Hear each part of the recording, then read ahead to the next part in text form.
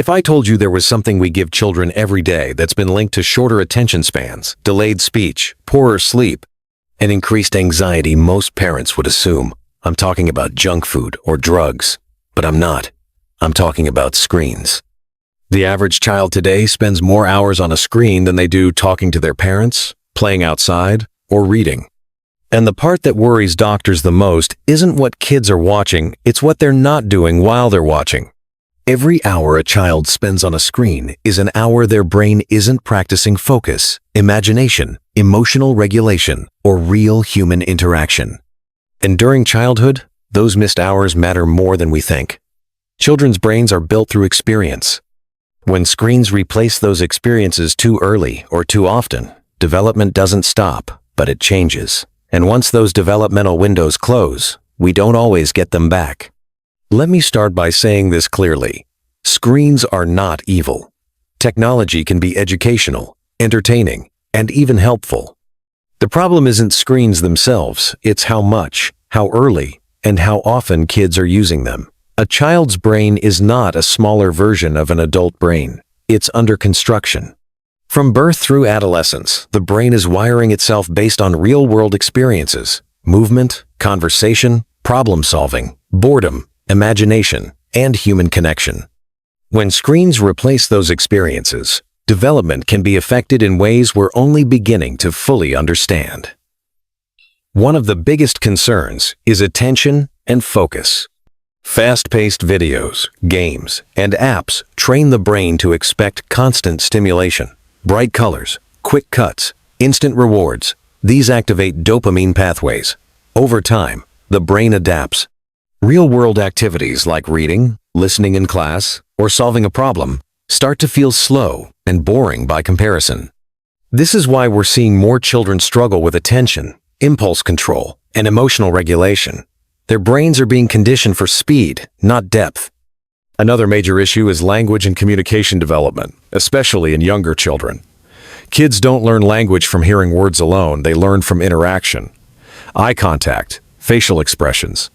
Turn-taking in conversation. When a child is parked in front of a screen, those critical back-and-forth moments are missing. Even so-called educational videos cannot replace a real human responding to a child's sounds, questions, and curiosity. Studies consistently show delays in speech and language in children with high screen exposure, particularly under the age of 5. Then there's memory and learning. Deep learning requires effort. It requires kids to struggle a little, to think, to connect ideas. Screens often do the opposite. They make information passive and effortless. When everything is spoon-fed through videos and animations, kids don't practice holding information in their working memory or organizing their thoughts.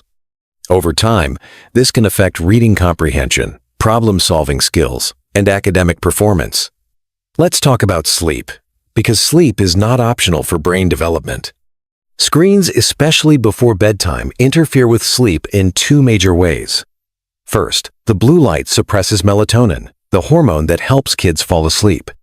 Second, stimulating content keeps the brain in a state of alertness when it should be winding down. Poor sleep doesn't just mean cranky kids. Chronic sleep deprivation affects attention, memory consolidation, emotional regulation, and even IQ scores. A tired brain simply cannot grow and function the way it's supposed to. Another overlooked area is executive function. Executive functions include planning, self-control, flexibility, and decision-making. These skills develop through play, challenges, frustration, and social interaction. When screens dominate free time, kids lose opportunities to practice these skills. Instead of learning how to cope with boredom, negotiate with peers, or solve conflicts, many children learn to swipe away discomfort. That may feel easier in the moment, but it weakens resilience long-term. Now, let's address emotional development. Excessive screen use has been linked to increased anxiety, irritability, and mood issues in children. Online content moves fast, compares constantly, and often exposes kids to information they're not emotionally ready to process. Without enough real-world grounding family time, outdoor play, unstructured interaction, kids can struggle to understand and regulate their emotions. Parents often ask me, But my child is calm when they're on a screen. Isn't that good? Calm doesn't always mean healthy. Sometimes it means the brain is overstimulated and zoning out. True emotional regulation is learned through experience, not distraction. So what can parents do? First, delay screens as much as possible in early childhood. The younger the brain, the more vulnerable it is. For babies and toddlers, real-world interaction is vastly more valuable than any screen. Second, set limits and boundaries. Screens should not replace sleep, physical activity, reading, or face-to-face interaction. Consistency matters more than perfection. Third, be involved. Watch with your child when possible. Talk about what they're seeing. Ask questions. Turn screen time into shared time. Fourth, model healthy behavior. Kids learn more from what we do than what we say. If they see us constantly on our phones, that becomes their normal. And finally, protect boredom. Boredom is not a problem. It's a catalyst for creativity, imagination, and independent thinking. Some of the most important cognitive growth happens when kids have nothing to do and figure it out themselves. In summary, screens are a powerful tool, but in the wrong doses, at the wrong ages, they can interfere with how a child's brain grows, learns, and connects with the world. Our goal isn't to raise kids who are tech-free. It's to raise kids whose brains are strong enough, focused enough, and resilient enough to use technology wisely without being shaped by it. Thank you for listening.